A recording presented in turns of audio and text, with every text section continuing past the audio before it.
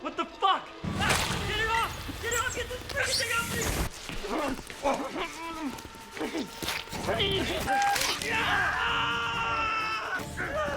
Hang on!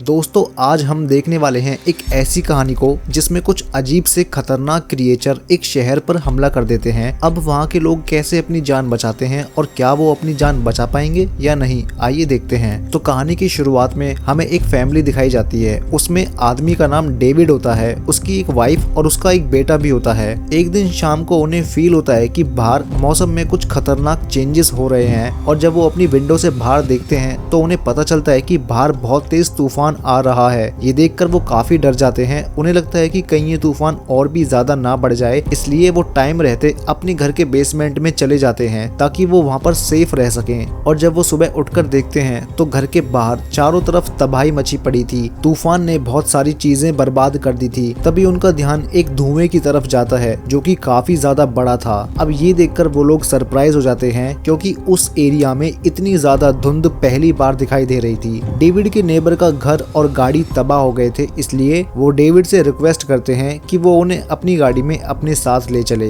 फिर David, उसका बेटा और उसका पड़ोसी वो तीनों गाड़ी में शहर की तरफ निकलते हैं। रास्ते में वो नोटिस करते हैं कि कोई पैनिक सिचुएशन बनी हुई है क्योंकि रास्ते में उन्हें काफी सारे इमरजेंसी व्हीकल्स दिखाई देते हैं। वो देखते हैं कि आर्मी भी उन्हीं पहाड़ियों में जा रही है जहाँ पर उन्हें बहुत सारा धुआं दिखाई दिया था। वो दोनों आपस में बातें कर रहे होते हैं। डेविड कहता है कि मैंने सुना है कि कुछ दिनों पहले यहाँ पर एक यूएफओ क्रैश हुआ था जिसके अंदर एलियंस थे और वो मारे गए, लेकिन कुछ लोगों का मानना है कि वो एलियंस अभी मरे नहीं है बल्कि अभी तक जिंदा हैं। जब वो लोग शहर में पहुंच जाते हैं तब वो देखते हैं कि लोगों में भगदड़ मची हुई है। ग्रोसरी स्टोर में लोग बहुत सारा खाने पीने का सामान इकट्ठा करने में लगे हुए थे और दूसरी तरफ आर्मी में भी हलचल मची हुई थी। तभी वहाँ पर एक बूढ़ा आदमी भागता हुआ आता है। उसकी नाक से खून बह रहा था और फिर वो चिल्लाकर सबसे कहता है कि उस जगह जहाँ पर धुआं है वहाँ पर कभी मत जाना, वो जगह बहुत खतरनाक है, वहाँ पर जरूर कुछ ना कुछ भयानक चीज है। और तभी वहाँ पर बहुत सारा धुआं फैलने लगता है। वो धुआं लोगों को अपने अंदर लेकर उन्हें गायब कर रहा था। उसमें से लोगों की चिल्लाने की आवाजें आ रही थी। वो सभी लोग अपने बच्चों और पेरेंट्स को लेकर उसी स्टोर के अंदर जाकर छुप जाते हैं। तभी एक औरत कहती है कि मेरे बच्चे घर पर अकेले हैं, प्लीज मेरी मदद करो। लेकिन डर के मारे कोई भी उसकी मदद करने को तैयार नहीं होता है क्योंकि सबको अपनी जान की पड़ी हुई थी। इसलिए वो औरत अकेले ही वहाँ से निकलकर बाहर चली जाती है। तभी डेविड का बेटा दिखाया जाता है जो कि काफी डरा हुआ था। उसे सर्दी लग रही थी। डेविड अपने बेटे को शांत करता है और उसके लिए ब्लैंकेट लेने जाता है।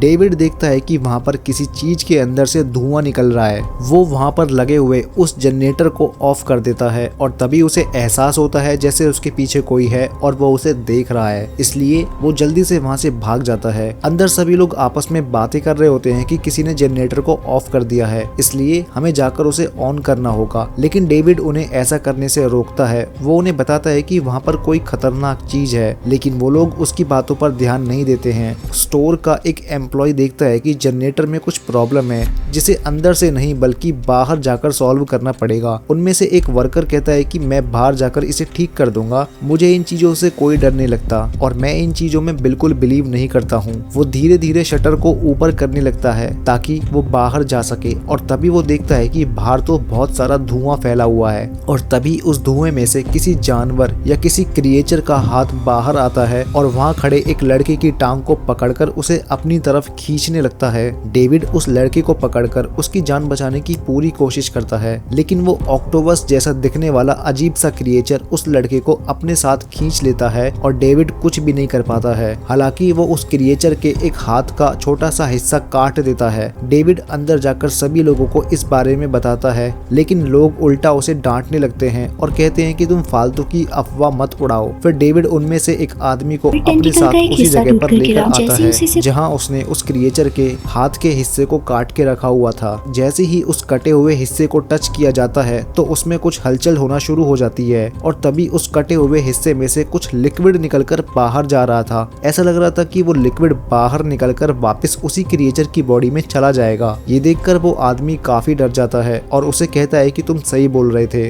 अब जिस स्टोर में वो लोग थे उसके दरवाजे और खिड़की कांच के थे। उन्हें इस बात का पूरा खतरा था कि बाहर वाला क्रिएचर उनके कांच को तोड़कर अंदर आ सकता है, इसलिए वो अलग अलग चीजों से उस कांच को कवर करने की कोशिश करते हैं। तभी डेविड का नेबर सबसे कहता है कि तुम लोग पागल हो गए हो, तुम फालतू में ये सब कर रहे हो, भला धुएं से किसी को क्या नुकसान हो सकता है। वो कहता है कि मैं अकेला बाहर जाके दिखाऊंगा। उसके साथ और भी कुछ लोग ऐसे थे जो उस क्रिएचर के बारे में बिल्कुल बिलीव नहीं करते थे। तो डेविड कहता है ठीक है, लेकिन जाने से पहले मैं तुम्हारी बॉडी से एक रस्सी बांध देता हूँ, ये तुम्हारी सेफ्टी के लिए है। अब उनमें से कुछ लोग उसके साथ बाहर जाते हैं और जैसे ही डेविड को उस रस्सी पे प्रेशर फील होता है, डेविड उस रस्सी को अंदर खींचना शुरू कर देता है, लेकिन रस्सी के साथ वो आदमी नहीं बल्कि उसकी बॉडी का आधा हिस्सा अंदर आता है, जिसे देखकर सब लोग बुरी तरह चिल्लाना शुरू कर देते हैं। ऐसे ही पूरा दिन बीत जाता है और रात हो जाती है, लेकिन इन लोगों के पास कोई भी सॉल्यूशन नहीं था। जनरेटर ऑफ होने की वजह से उनकी काफी सारी लाइट्स बंद थी, इसलिए उन्हें अपनी टॉर्च जलाकर वहां पर रोशनी करनी पड़ती है। तभी वो लोग नोटिस करते हैं कि शीशे पर फ्लाइंग बग्स आकर बैठ रहे हैं और दिखने में वो बग्स काफी अजीब थे।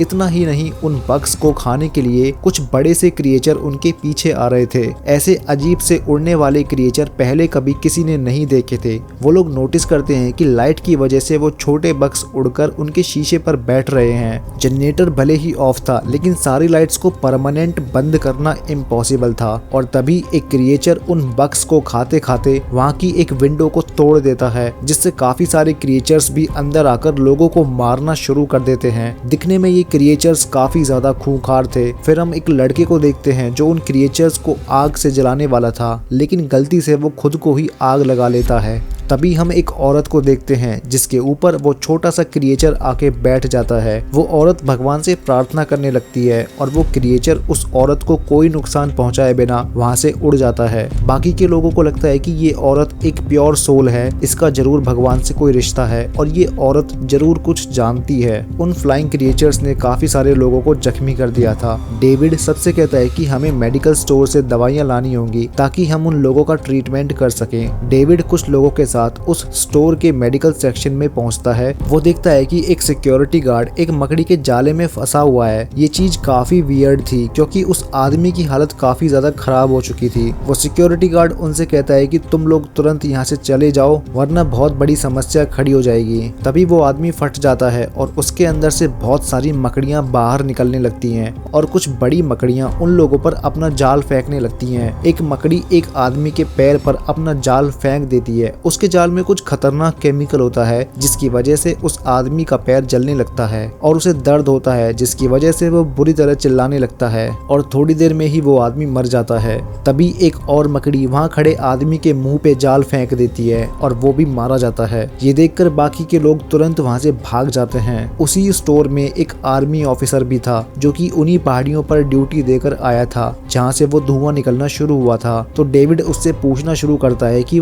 ये कैसा धुआं है और ये कहां से आया है। वो आर्मी ऑफिसर बताता है कि जिन पहाड़ियों पर हमारी ड्यूटी लगी थी वहां पर एक पोर्टल था जो गलती से हम लोगों ने ओपन कर दिया और उन सभी का मानना है कि ये अजीब से खतरनाक क्रिएचर और एलियन उसी पोर्टल से आ रहे हैं और उस जगह का एनवायरनमेंट भी बिल्कुल वैसा ही था। ये धुआं उसी पोर्टल से सारे शहर में फैल गया था। तभी यहाँ पर वो लेडी आती है जिसको सब लोग प्योर सोल समझ रहे थे। वो आर्मी ऑफिसर से कहती है कि ये सब तुम्हारी गलती है, तुमने क्यों उस पोर्टल को ओपन किया। अब ये सारी मुसीबत हम सब के ऊपर आ चुकी है। वो कहती है कि इस गलती की वजह से तुम मरना डिजर्व करते हो और वहाँ खड़े सभी लोगों को उस औरत की बात सही लगती है और उसकी बातों से इन्फ्लुएंस होकर वो उस आर्मी ऑफिसर को घायल करके स्टोर के बाहर फेंक देते हैं ताकि वो क्रिएचर उसे खा जाए। कोई भी उसके ऊपर रहम नहीं करता है। तभी एक क्रिएचर वहाँ आके उसे ले जाता है। फिर सभी लोग उसी स्टोर में रात गुजारते हैं और सोचते हैं कि सुबह होने पर किसी न किसी तरह यहाँ से भाग जाएंगे। सुबह होते ही डेविड लोगों से कहता है कि हमें कुछ करके यहाँ से निकलना होगा। फिर वो लेडी वहाँ पे आती है और डेविड से कहती है कि तुम यहाँ से नहीं जा सकते हो, अगर तुम लोगों को लेकर यहाँ से निकलोगे तो वो क्रिएचर्स सबको मार डालेंगे। लोग फिर से उस औरत की बातों में इन्फ्लुएंस होकर डेविड को वहाँ से जाने से रोकते हैं। वो लेडी कहती है कि हमें इन एलियन से बचने के लिए एक सेक्रीफाइस करना होगा और वो किसी जवान का नहीं बल्कि एक बच्चे का होगा। यहाँ पर डेविड का ही एक बेटा था जो कि बच्चा था। वो लेडी कहती है कि हमें इस बच्चे को सेक्रीफाइस करना होगा। वो लोग डेविड के बेटे को पकड़ने जाते हैं, लेकिन डेविड किसी भी हाल में ऐसा नहीं होने देता है और तभी एक आदमी उस लेडी को शूट करके उसे जान से मार देता है। और ये उसने अच्छा किया क्योंकि वो अपनी बातों में बहकाकर लोगों को गलत रास्ते की तरफ ले जा रही थी। डेविड अपने बेटे को गोद में लेकर और बाकी सभी लोगों को लेकर वहां से बाहर जाता है ताकि वो अपनी गाड़ी में बैठकर वहां से निकल सके। और तभी उनके सामने एक क्रिएचर आ जाता है। वो उसी टाइम 2-3 लोगों को एक बार में ही मार देता है। बचे हुए 2-3 लोग डेविड की कार में आ जाते हैं और अपने घर की तरफ निकल पड़ते हैं। रास्ते में ये लोग देखते हैं कि पूरा शहर कंप्लीटली डिस्ट्रॉय हो चुका है। जब डेविड अपने घर के सामने रुकता है तो वो देखकर बिल्कुल टूट जाता है क्योंकि उसका घर पूरी तरह से खत्म हो चुका था, जिसके अंदर उसकी वाइफ भी थी। इसलिए डेविड बिना टाइम वेस्ट किए आगे बढ़ना शुरू कर देता है। थोड़ा सा आगे बढ़ते ही उन्हें एक बहुत बड़ा क्रिएचर दिखाई देता है, एक जायंट क्रिएचर। वो बहुत ही ज्यादा खौफनाक था। उसकी बहुत सारी टांगे थी और कंटिन्यूअसली ड्राइविंग की वजह से उसकी कार का फ्यूल भी खत्म हो जाता है। अब यहाँ पर इनकी जान को पूरा खतरा था क्योंकि कोई भी क्रिएचर उन पे कभी भी हमला करने वाला था। वो सभी आपस में बैठकर बात करते हैं और डिसाइड करते हैं कि हम कभी भी अपनी बॉडी इन क्रिएचर्स के हवाले नहीं करेंगे। हम अपनी जान दे देंगे लेकिन इनके हाथों कभी नहीं मरेंगे। इसलिए डेविड अपनी गन निकालता है और उसमें गोलियां चेक करता है और फिर वो सबको जान से मार देता है, अपने बेटे को भी। लास्ट में वो ही अकेला बचता है। वो जोर से चिल्लाना शुरू कर देता है ताकि वो एलियंस को अपनी तरफ बुला सके। उसकी गोलियां खत्म हो गई थी लेकिन वो जिंदा नहीं रहना चाहता था, इसलिए वो एलियंस को अपनी तरफ बुला रहा था। लेकिन तभी वहाँ पर आर्मी आ जाती है और उससे कहती है कि तुम चिंता मत करो, हम तुम्हें बचा लेंगे। हमने और भी काफी सारे लोगों को बचा लिया है। वो उसे बताते हैं कि हमने वो तरीका ढूंढ लिया है जिससे हम इन एलियंस और इन स्पाइडर्स पर काबू पा सकते हैं। वो उन सभी एलियंस और मकड़ी के जालों को जला रहे होते हैं और एलियन से बचते हुए सभी लोगों को रेस्क्यू कर रहे होते हैं। तभी डेविड उस औरत को देखता है जो सबसे पहले स्टोर से बाहर निकल गई थी अपने बच्चों को बचाने के लिए। वो औरत जिंदा थी और उसके दोनों बच्चे भी सही सलामत थे। अब यहाँ डेविड को बहुत बुरा लगता है क्योंकि उसने जल्दबाजी में अपनी जिंदगी का सबसे गलत डिसीजन लिया था। अगर वो थोड़ा और वेट कर लेता तो उसका बेटा जिंदा होता, क्योंकि आर्मी ने बाकी के लोगों को भी बचा लिया था। अपनी इस गलती की वजह से डेविड को बहुत रिग्रेट होता है और वो रोने लगता है। और इसी के साथ ये कहानी यहीं पर खत्म हो जाती है। वेल गाइज, अगर आपको वीडियो अच्छी लगी हो तो इसे लाइक कर देना। ऐसी और स्टोरी एक्सप्लेनेशन के लिए चैनल को सब्सक्राइब भी कर लेना।